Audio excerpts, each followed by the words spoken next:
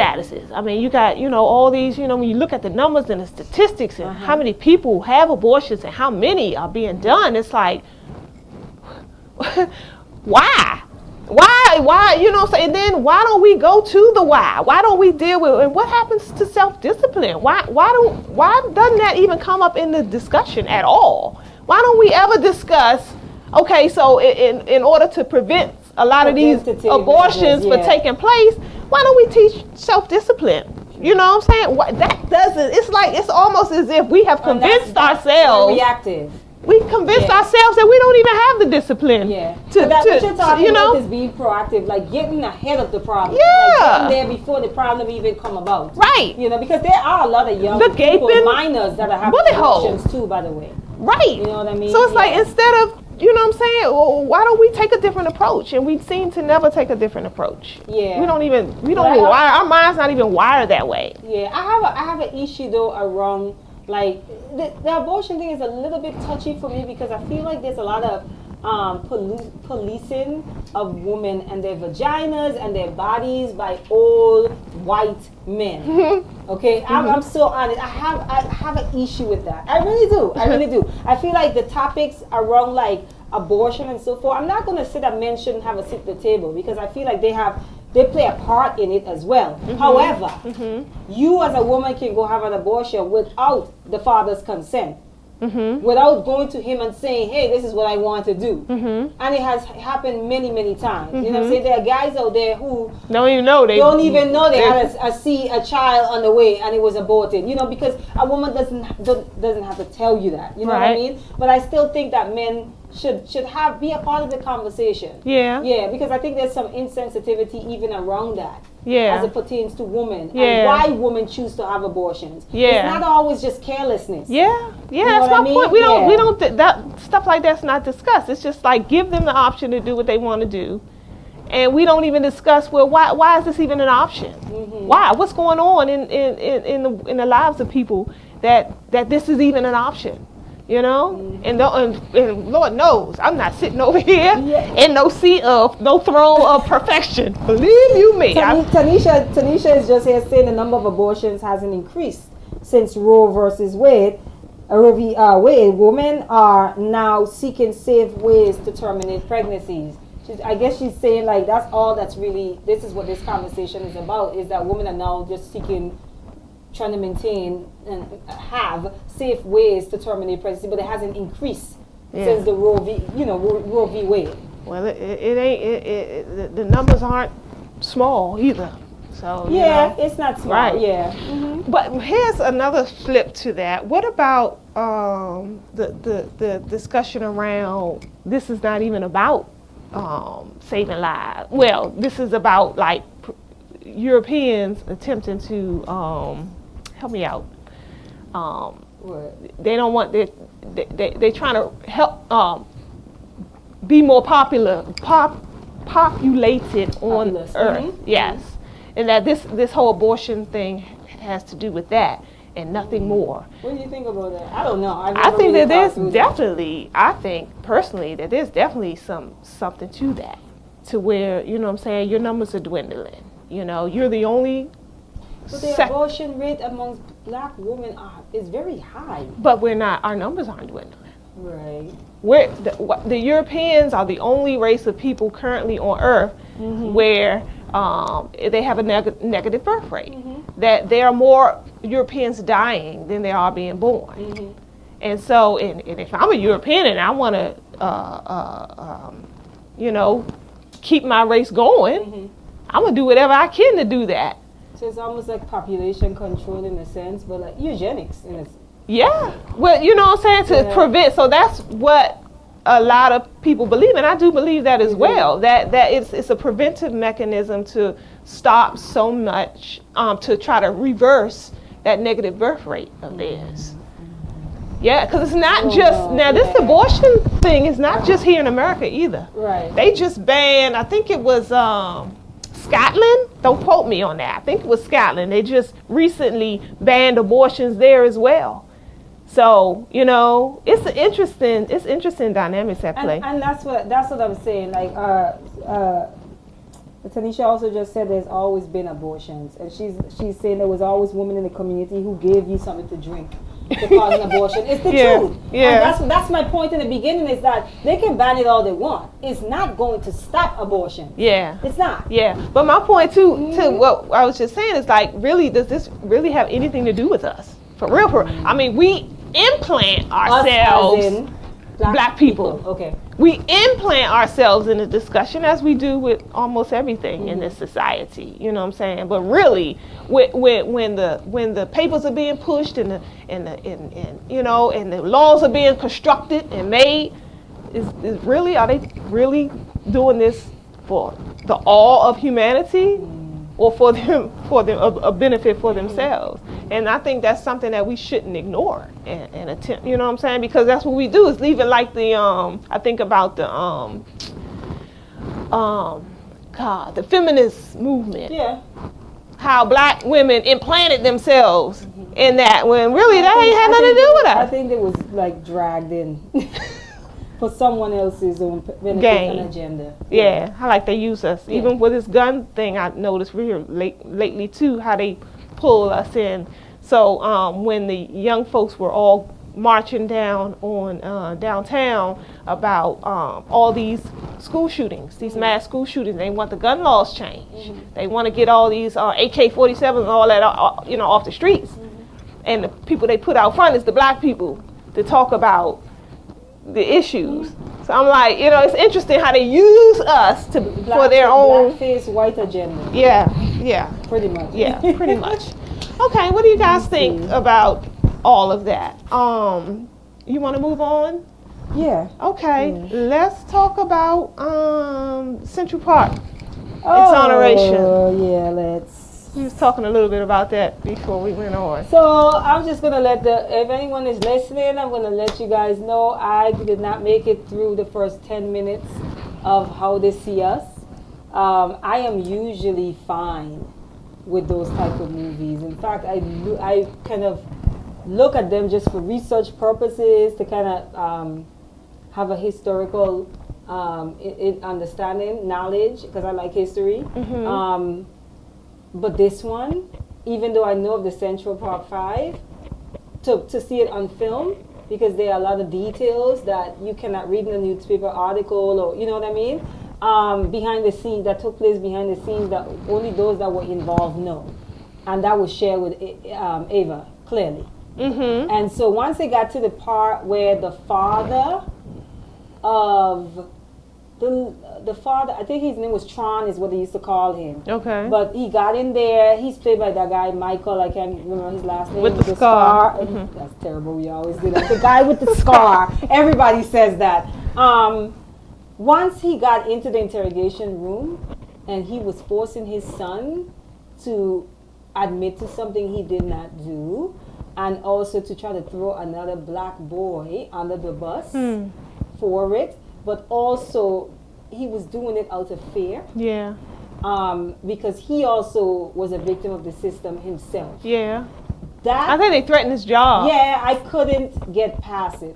I turned the TV off after that. And that is not even 30 minutes in. Yeah. I couldn't. Yeah, it was a lot. It was a lot. I felt that every part of my being responded to that moment. Every part of it. I had a headache. After I turned it off, I had to really decompress. Yes, decompress and really process. It took me a while to process it up until the next day, and that was just that part. I haven't even got to the other episodes, so I don't know if I'm going to be in a different mind space one day. I just decide to click it. Yeah. But right now, I'm not ready. And you know that for me shows the power of media.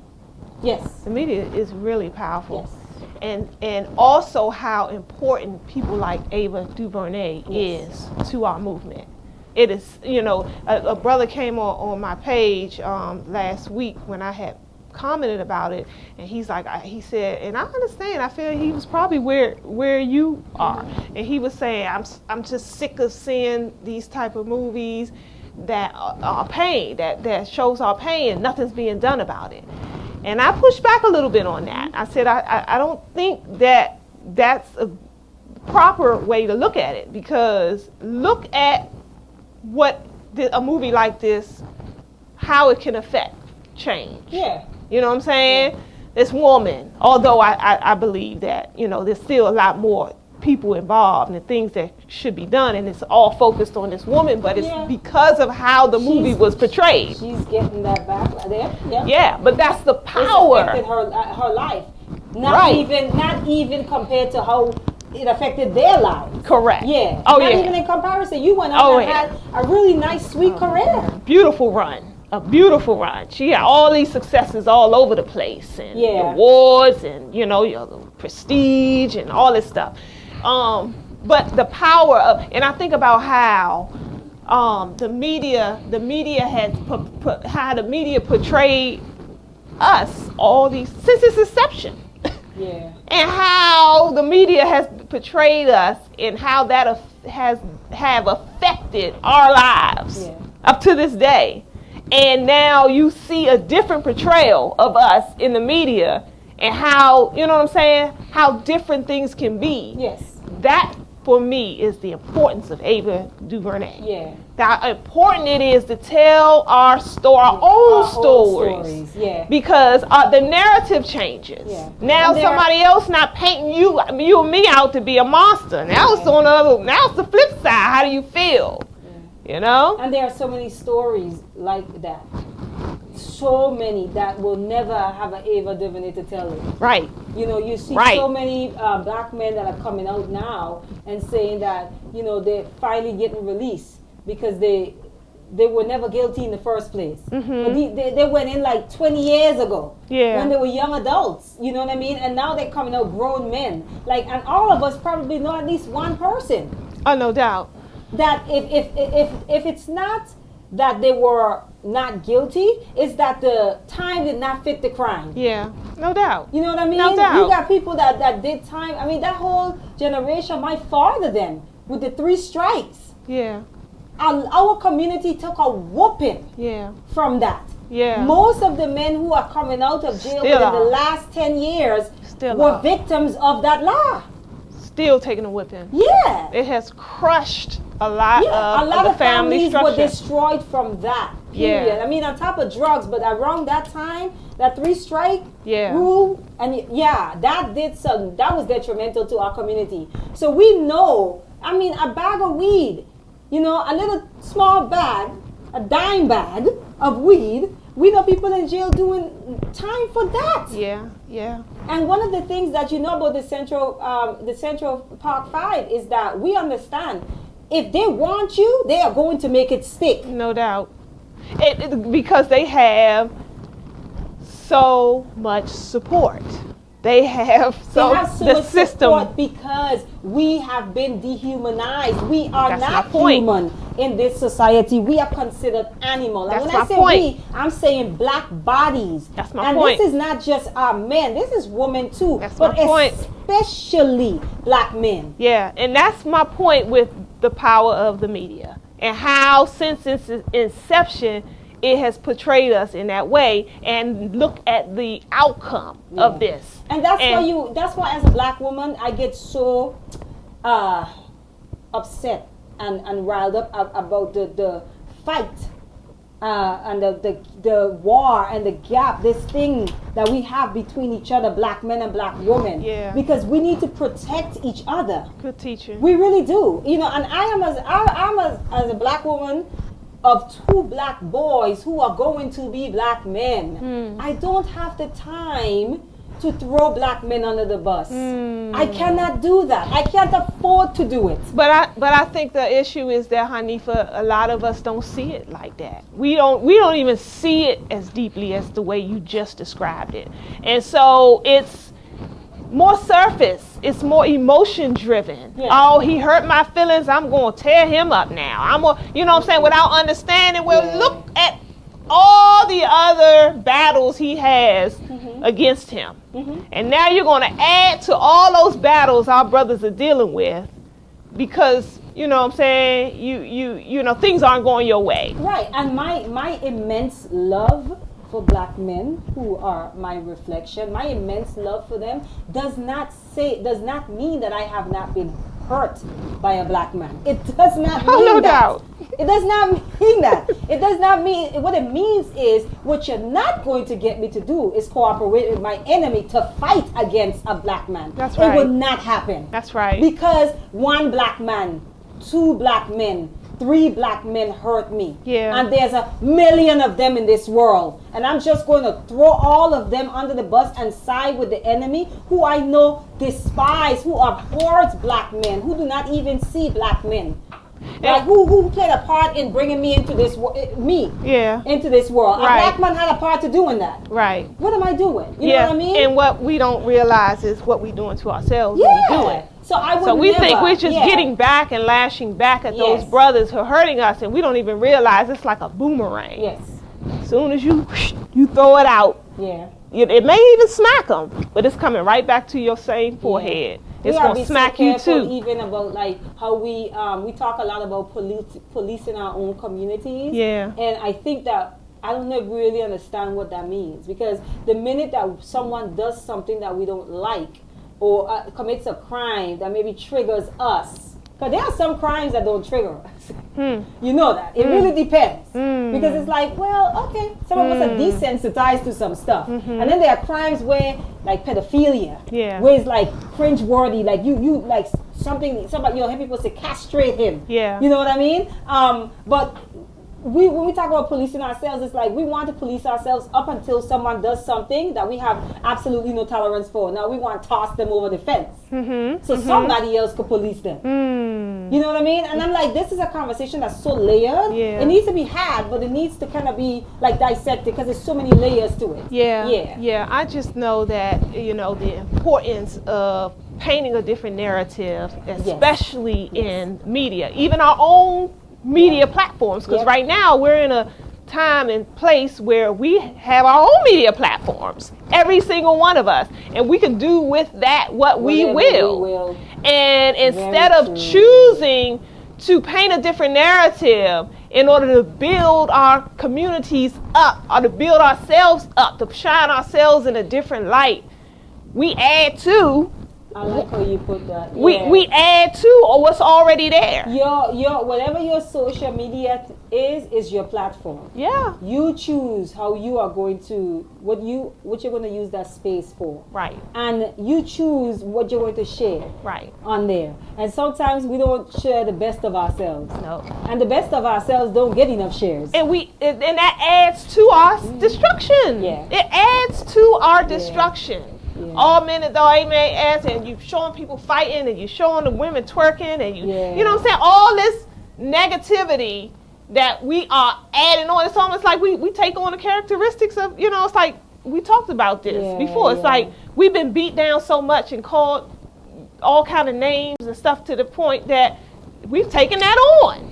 Okay, if I'm if you call me a nigga, that must be what I am. So I'm a be that. And we be that, and then we turn around, and then when things are looking the way they look, we don't have enough people to say, wait a minute, we're not niggas. No, we have higher standards. We can be better. We can do better. We can teach our children better, but we choose to stay low. Yeah.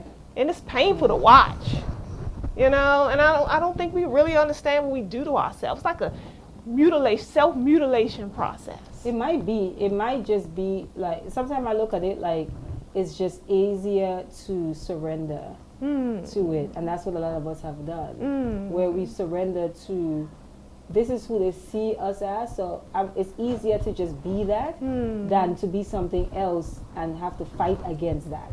You know what I'm saying? Yeah.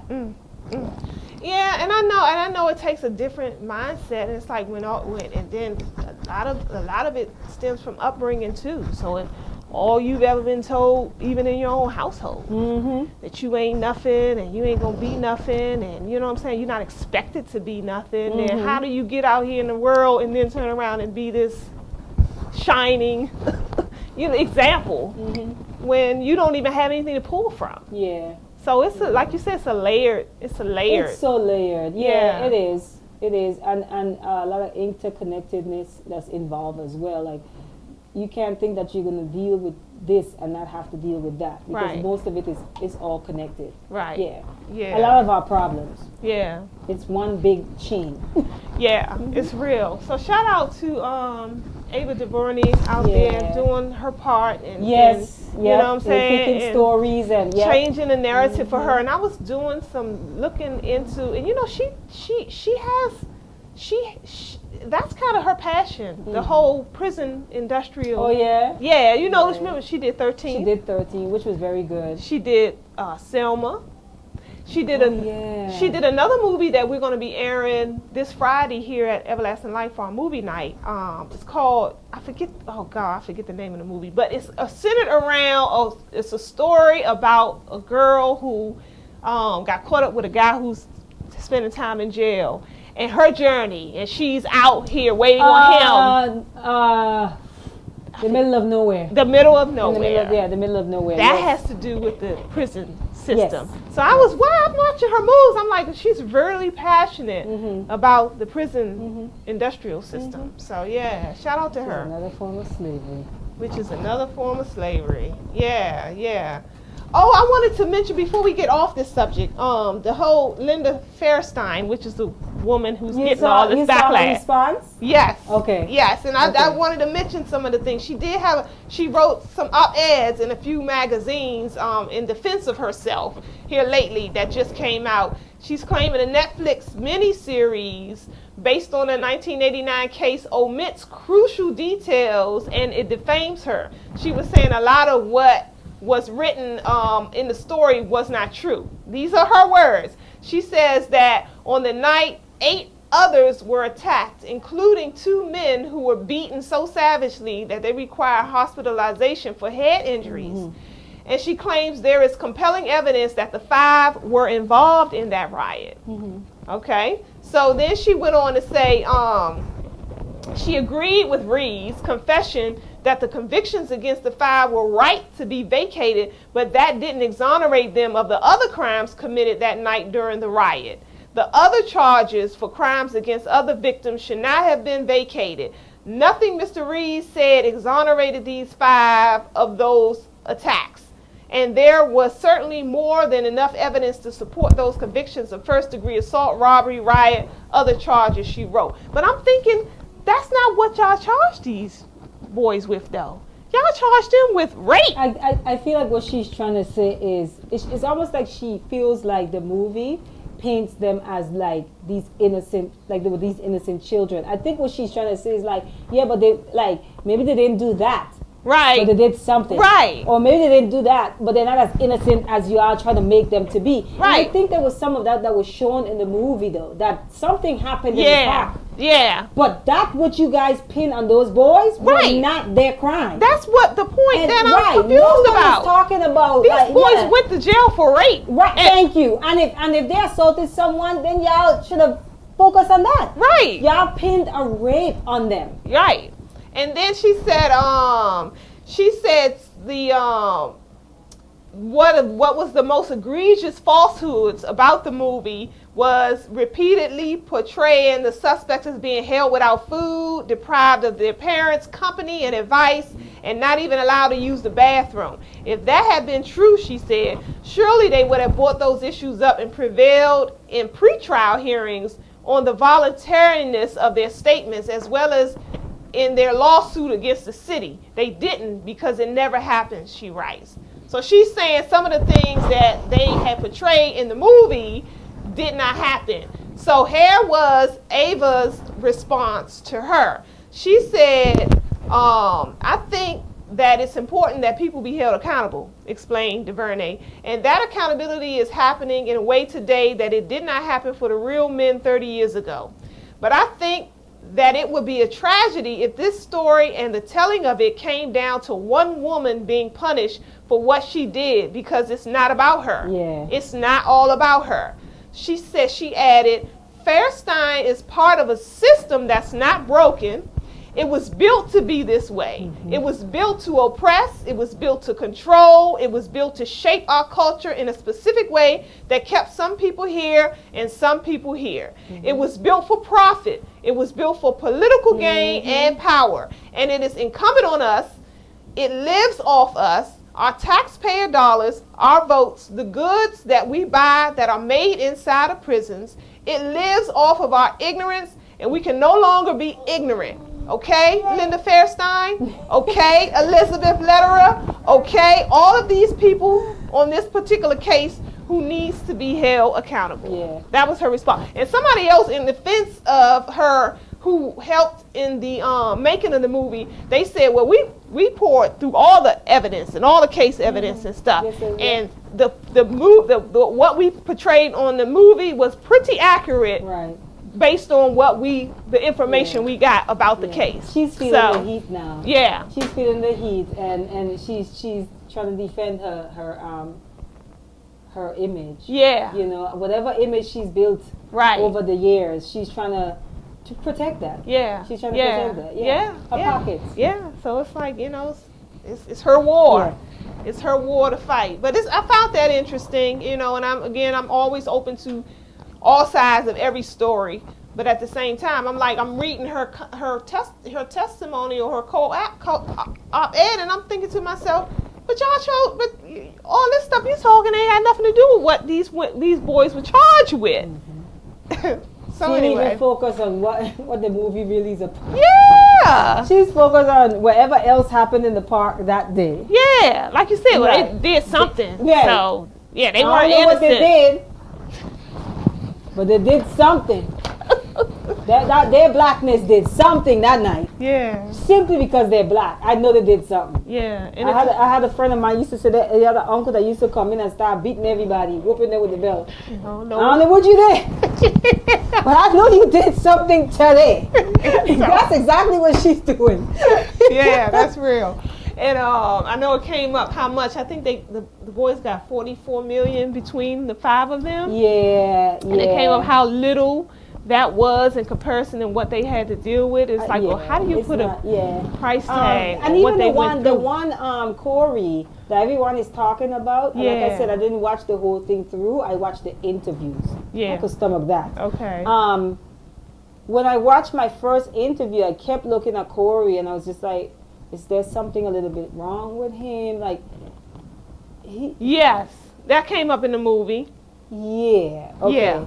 Okay. Because I think there was like a reading. Yeah. Okay. Something there. That's you can still see it if you see him, the real Corey today. When you see them in interviews, you can pick up on it. There's something there. And that's the one who went to Rikers.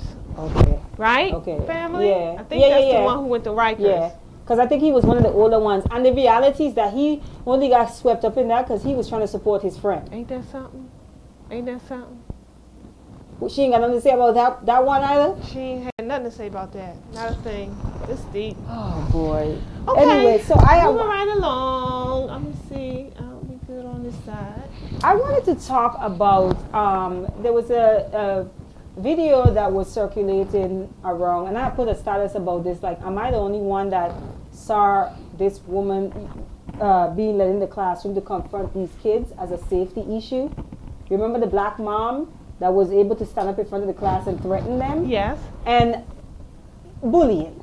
That's a big thing that's happening now, and it's been going on, but children are actually killing themselves now. Yeah. Because of bullying. Yeah, you know, you're seeing an increase in that. Yes. And I get it. Like any parent, because we know that, we have that information, that children are taking themselves out. Yeah. Because of bullying. Like we are like extra protective of our children. And I get it.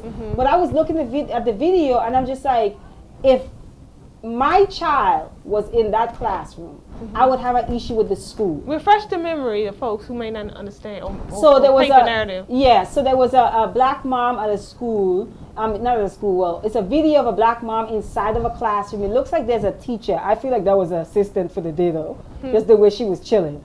But it was another person, another adult in the class that we're going to assume was the teacher. And she was sitting there. Mom pretty much was able to confront the entire class. It's like middle school, it looked like, or something like that? Yes. Middle school. What the story behind it is that they were bullying her child, Okay. and there was also sexual harassment involved from the boys. I didn't know that. Yeah, and there were boys that were bullying her daughter. You know what I'm Okay. saying? So I think she said she's made reports with the school. She did everything that she could. Okay. One of the boys, I think, was suspended after everything too. I think when they did the investigation, but then she also was banned from the premises as well. Yeah. And she's in the classroom, just pretty much telling them, call your mama, call your auntie. I'm paraphrasing. They can get these hands too. Yeah. You know, like that. Like this is the last time I'm warning you guys to, you know, Leave my but child alone. Yes, she was very upset. And for me, I know if my 7-year-old was in that classroom, my status wasn't around mom. It was around the school. That's a problem. That is a safety issue. The fact that the teacher was just sitting there, that lady had access to every student in that classroom if she wanted to hurt somebody's child. True. If she wanted to start shooting up that classroom, she had free reign. How would you have handled that differently? Me personally, for my kid, Yeah. no, she did the proper steps. You know what I mean? I would have go higher. Sometimes, let me tell you what these schools don't like. They don't like public embarrassment. No doubt. They really I don't. don't think nobody does. No one wants to be in the media, whether you're a restaurant owner, whatever it may be. Right. You do not want that on you. So I would go as high up as I possibly go. I think she went as high up as she could go within that school system. Yeah. You know what I'm saying? But there's people above principals. And I know people get tired. I know a friend right now whose child is being bullied. And we had the same conversation and she feels the same way. I've done everything I could possibly do. So she came on Facebook and she lashed out. You know what I mean? And I'm just like, isn't there a way for us? Like, I find it hard to believe, and I know this is probably true. I feel like some of these bullies come from parents who are bullies themselves. Yeah. I feel like that. Yeah. The children are being bullied in their house. Another root cause. Another never going to the Yes. root cause. And so my response to her was, have you guys tried calling a family meeting where there's a mediator, one of the administrators somewhere from the school, teacher, whoever, you're there to the adults and the children? That's usually what they do, though, right? Peer mediation, I don't know how, I'm not sure. Okay. I'm not sure. When they said they did an investigation, I even know what that looked like. What y'all did? Question witnesses? I don't know. Yeah. What that investigation? Oh, did you ask the child? The child owned up to it? No. Yeah. Again, when I hear these kind of stories, I always go back to the root. It's like we just throw band-aids on these issues. It's like, okay, usually the bullies, it's not like the whole class. If you got a classroom with 20 children, you might have 1 or 2 that's in there bullying. Okay, but they make it so bad for all the rest of the students that it becomes an issue, as opposed to getting to the root causes of why those 1 or 2 children bully. Yeah. What's going on with them? Yeah. What's that? Why? Yep. Take that, isolate this issue and figure it out over here. And they know who the bullies are in Yeah. their school. It don't be too many of them. It be Right. the same people That's my point. bullying everybody's children. What's going on in the bullies' world that makes them terrorize all the rest?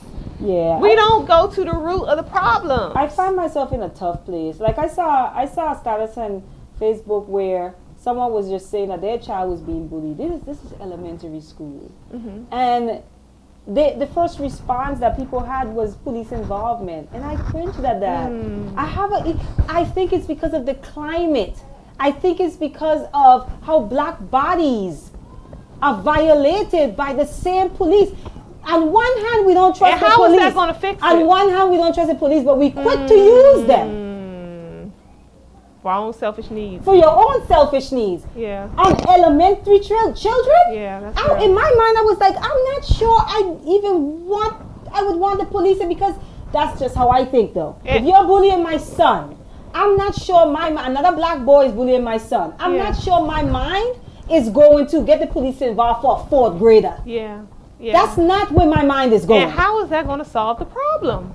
How does that solve the problem? Okay, you put a Band-Aid on it. Okay, now my child is not being bullied no more by that one. Maybe for a few weeks or whatever, you know what I'm saying, for the time being. But how does that solve the overall issue? I don't know. I'm funny with stuff like that. I'm just like, you can't call police on elementary school kids. I think they were saying press charges. Yeah. That's what they were saying you should do. Yeah. In elementary school, Yeah. you know, I had like one fight. It was like one big fight, you know, and I'm like, okay, my sister and I, we had jumped the girl. Okay, she was big. She's big for her age. Okay, but that's like the principal calling the police and charges being pressed. Like we were in 6th grade, Yeah. 5th grade. Like, yeah, well, that's happening though it's these days. happening, and we The talk police. about this about how early black kids are introduced to police in such a violent way. Well, that's the but whole- we're the ones that's calling the police on them. That's the whole school to prison pipeline.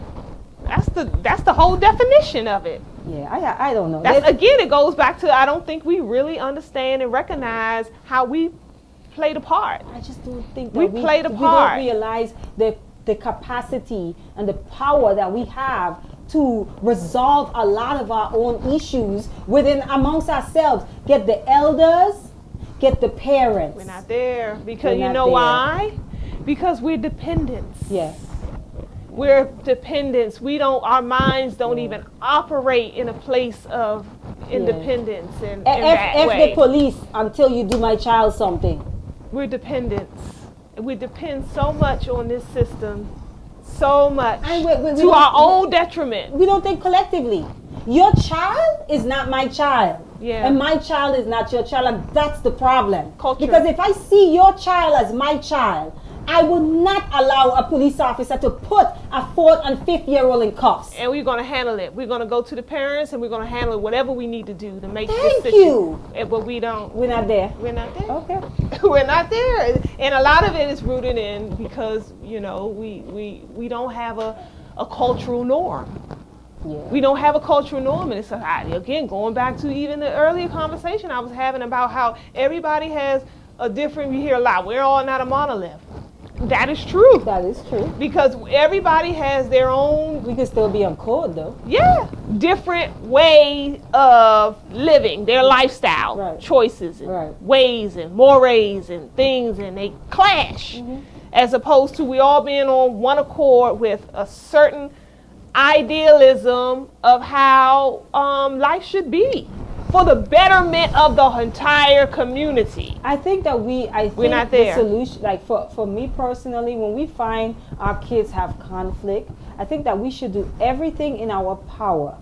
Everything in our power. And that means that because if you're the parent of the child that's being bullied, you do not want to approach that child's parent in all of your emotion. Right. I think that you need to go phone your friend, Right. call some people, get that, process mediator. that exactly, and then you take those necessary steps. Because what happens a lot of times is that you're coming with an attitude, and then this other black mama becomes defensive, because guess what? We all love our children. Right. And we are all going to protect our children, whether they Correct. are the victim or they're the bullies. True. We are still going to protect them. Yeah. But I think there's a way to go about doing that. I think it's very much possible Yeah. for us to nip that bullying. There was a video that went around, circulated around social media, where the father picked the bully of his son up and had a talk with him in the car, and then he took them out, I think, for ice cream. Those boys became friends. There's a way to do that. Changing the thought process. Yes, and not only that, also, you know how you just talk about us internalizing a lot of what's been kind of projected on us? I think a lot of it is that we see black bodies and our black children the same way the oppressors see. That's the problem. No doubt. So in other words, you're not seeing that 4th grader as a 4th grader now. Lock them up. Get the police. Lock them up. You're fine with them going with a 4th grader in cuffs. Because that's not my child. Yet, if you see a video online with a 4th grader in cuff, a black boy, you will be outraged. That's But you're real. not outraged that you're calling the police. It's the contradictions. It's the internal contradictions. Yes. It's deep. It's Yeah. deep. And again, I think it's because we're Like so I- swept yeah. up.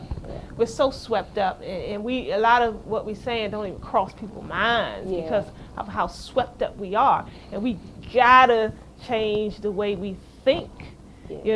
And if we don't do that, we're in some trouble. We got to We're in protect trouble. our emotions too. We do. We have to get that under control. That's a part of it. We don't think clearly because we're clouded by whatever emotion we're feeling at that, which is usually anger and outrage at that moment. And you can't make the best decisions for yourself and your family from that state of mind, from that mind state. And our children, goes even deeper. Our children pick those emotions up, and that's why so many more of them are committing suicide for situations. They pick those same undisciplined emotions up. They don't see no other way out but to kill themselves. Because I'm thinking, like, when I was young, I know, you could think, like, we always know people that was teased in school. And I'm like, what's the difference now?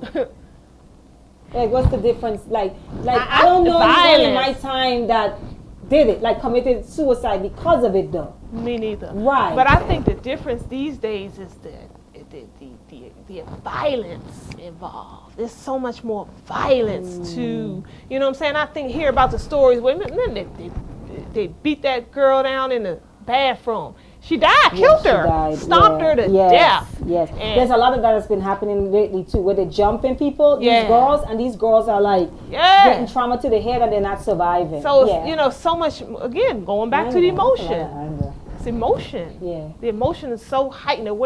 Everything is so heightened. You know something, Alqamar? Like, if you think of your typical black family, you can think of your own black family. There's not really a safe space in black families to express anger, if we're honest. You get angry, like a child expressing anger to us is a child being rude. I'm from the Caribbean, and I know in black families across the diaspora, you better that's not. An issue. Good point. And anger is to where they're angry, so maybe their voice gets raised a little bit. That is not tolerated in black homes. That's true. Slamming doors. Slam the door if you want. It's going to be off the hinges. And it's not because of you slamming it. It's because of me taking it off. That's a good point. So there is no safe space for a lot of us, even us growing up. You know, to express anger in a healthy way. Right. So then now we become adults. Where does that go? Yeah. And we've been carrying it our own life. And honestly, I'm finding that a lot of us, the anger that we have is misdirected anger. Yeah. We angry at our mamas and our daddies. Yeah. And we're taking it out on the world. That's real talk. You know what I'm saying? And I always talk about that loyalty that we have to the single mom. Yeah. In our community, where there are people who have serious issues with their moms, but because the mom was there and nobody else was, you better not dare have an issue with her. Yeah. Yet she was toxic. Right. You know what I mean? So I feel like that anger piece, like what's up with these girls jumping girls to where you're taking a life? All that anger, where's all that stemming from? Good point. Good point. Yep. Something fell. It's a lot. It's a lot. Over here. Yeah. The phone? Yeah, the phone fell off the thing. I wanted to mention, did you hear about all these deaths in DR? In DR. I have that on my list too. Okay. Yeah. What's your thoughts around that? I think safety is an illusion. I think safety is an illusion. I think we are obsessed with going to places that we're told or that we deem safe. Yeah. I think that's like me saying I'm not going to DC tomorrow. No, I'm just saying, like they're flipping each other down there like roaches. I'm just saying. I heard a few people say that. They like, wait a minute, y'all talking about boycott in Dominican Republic? With all these murders, people being killed Memorial Weekend right alone there in America. DC. Memorial Weekend alone in DC. So many deaths. I might as well not go down there. And my favorite Ethiopian restaurant is there. So I should, and I'm so, like, I'm laughing, but I'm so serious. I think it's an illusion. We have these ideas that if we move to certain neighborhoods, this won't happen, that won't happen. And so when it happens, it's like, oh my gosh. I could no longer live here. I need to change my area code, my zip code. You know, and it's like, you go somewhere else, you know, crime will find you wherever you go. Is like, no, it's no different than any other country. It's no different than America. Right. Forget America. Pick a state in America. Right. That's good teaching. Yeah, we get. I don't know how I feel about that. Some people travel to DR every year. Yeah, like that's where they go. What I found interesting was I've been in the same place that couple was killed. The same resort. I stayed. Me and my friend stayed. The same resort. And I was like, oh, wow. Did you guys see anything strange? You know, Larry got sick as a dog. Yeah, I remember. You told me. He got sick. I found that interesting. So, yeah. You did tell me that. But I sum it all up as it's a serial killer on the loose. That's the way. Clearly, somebody's tampering around with those wet bars in that resort, and the folks are dying left and right. There's a serial killer on the loose. That's what I sum it up as. You know, or serial killers only stop at the border. You know what I'm saying? There's people don't kill. Are they robbing these people or anything like that? No, these people are dying. There's different stories to come out. Most of the stories I read were that they drank something from the wet bar in the hotel and got really sick, and that was that. You know what I'm saying? I'm not even. I haven't heard about people being robbed. I'm so funny. Like, I'm so leery as far as like media is concerned. I just have a trust issue. Me and media, like, we just we have a love-hate relationship, because I know that if somebody is out to get you and they need to smear you, they will do it. They will find people, they will pay them, and they will come on and you say, you know, I had this one experience with Alqamar, and you looking like, I don't even know her. You know, actually I do. We used to vent together here and there, but we never hung out. But they go find someone that have been in close proximity to you, someone that they could even find pictures of you with them. That's true. You know, we talked about that the other day, where somebody will set you up. That's true. To where somebody come in and it's like, oh yeah, that person, you know, they're against homosexuals. Right. And that person gets into around that with a close proximity, take pictures. Yeah. And it's like, oh, I'm their lover. So you're saying it could be a setup? I don't know. I'm just saying I'm so funny with media. Yeah. Because now it's like having all these people coming out. Yeah, this happened to me. Oh yeah, you know. But then it was because I had heard some people saying, they're killing black people, and I'm like, wait a minute, there was some white people got sick too. Conspiracy theories are gonna come out, and I just do not like media. I can't. Yeah. I can't. It's very hard because I know that just like America itself, if America wants to go in and they have something and they want to rape that country, the first thing they do is propaganda. That's no doubt. That is what they do. That's no doubt. And we over here, we get scared. Yeah. Some of us still won't travel to certain places. Yeah. I'm not going to that war-torn country. They don't like people with my complexion.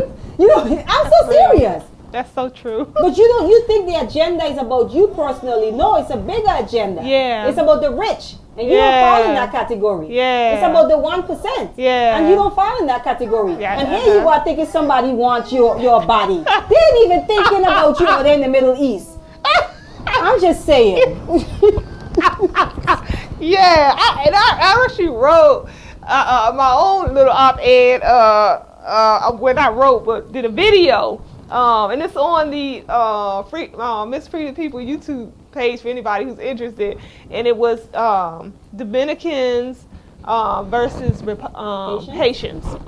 I did that video last year because I had a different perspective after I stayed there and traveled there. I had a different perspective, and it was so strong on my heart to share that I actually did a 30-minute video about it.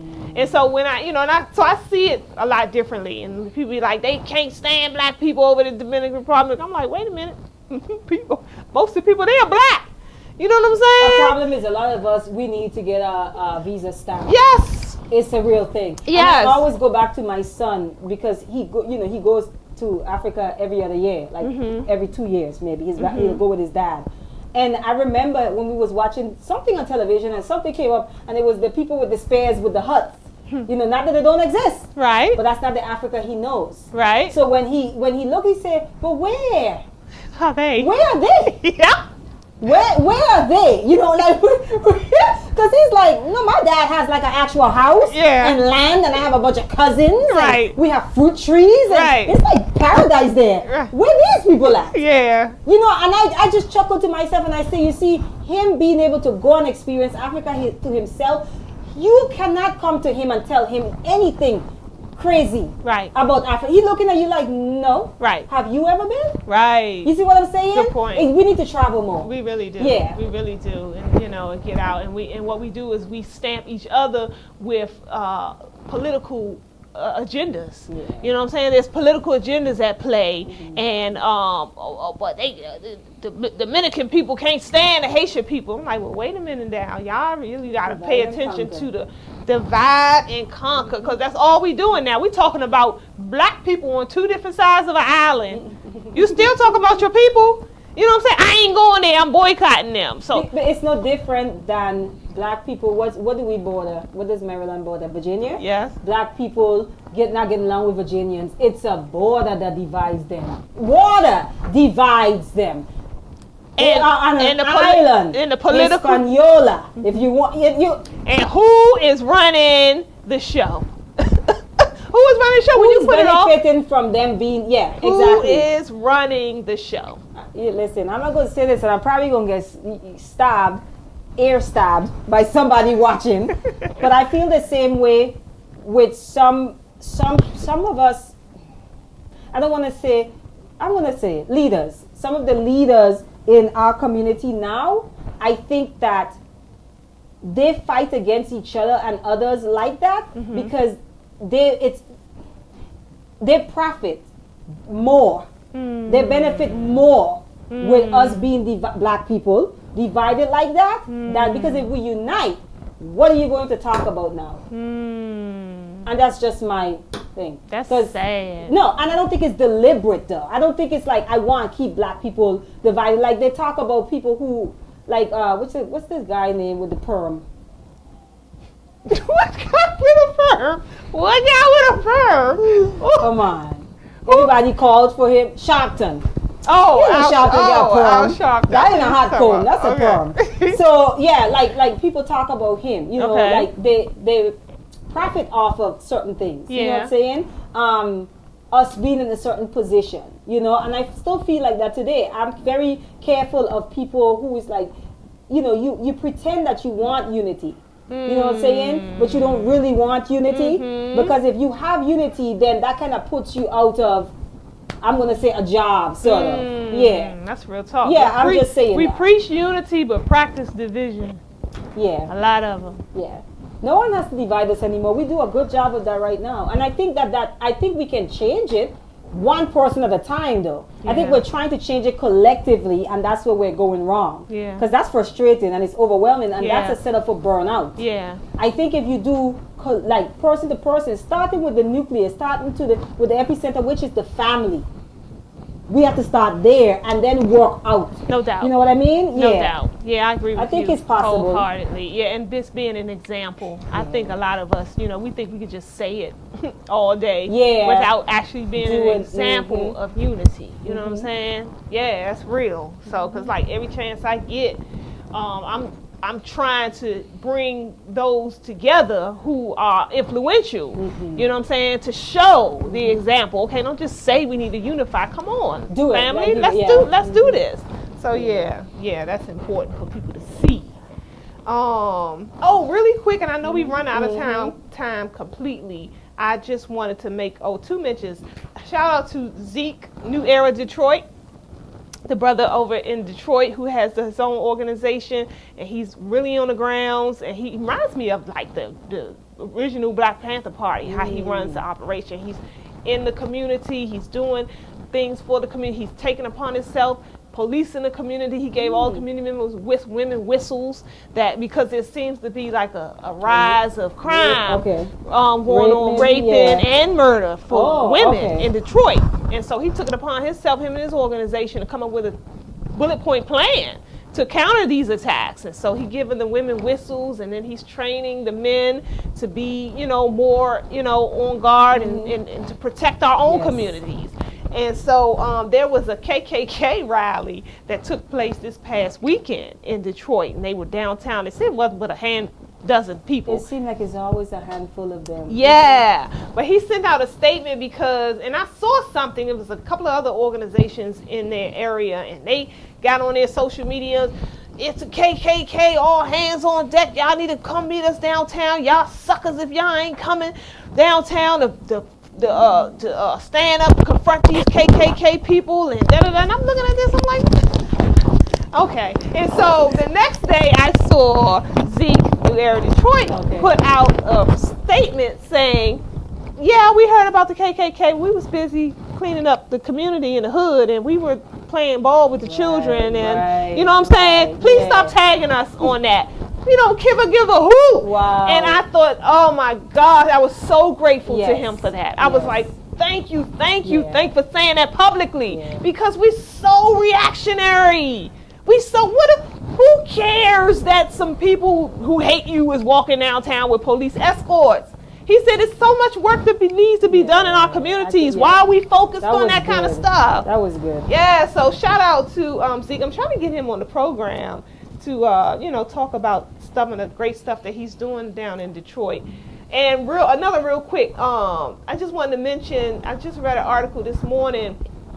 7 million people are behind on their car notes, 3 months or more behind. He said that it's unprecedented, never happened before.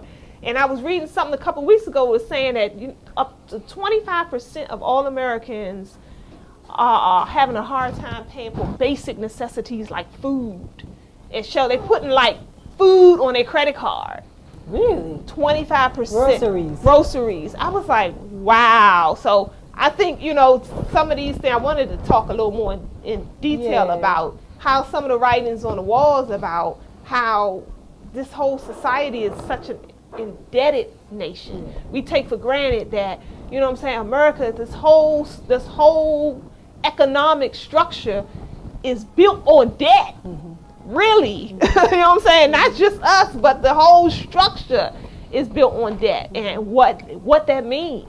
What is the dollar? What that really means. So I wanted to make note of that, of people to kind of, keep their ears to the ground about that, because this is severe. And I was saying, I had posted about it on Instagram earlier, and I said, if you think all this ends in peace, you got a rude awakening coming. You know what I'm saying? These numbers continue to climb. Get prepared for some serious turmoil. People for that.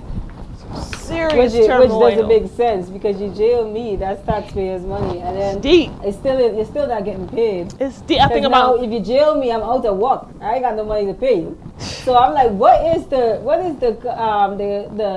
solution to what's happening? Look at the debt that this nation is in when it comes to school loans and stuff like that. Trillions of dollars. And it's just in how they're indebted to other nations like China. That school loan thing too, it just comes like second nature now. It's like you graduate high school, next you go and you sign up and you take a loan. If you ain't got a scholarship, it's like it's not even any thought that goes into it. Yeah. I feel like people are waking up now. Yeah. But it's just like if you can patch together, and maybe it depends on what your child wants to do. You know what I mean? Yeah. Whatever that child wants to do, you can look around, do your research. Now there are things that people are going to have to go to school for. Yeah. Okay, let me take that. Well, yes, doctors, and so yes. But even that, I'll push back on that, because we're coming into another realm of understanding where, our natural healers.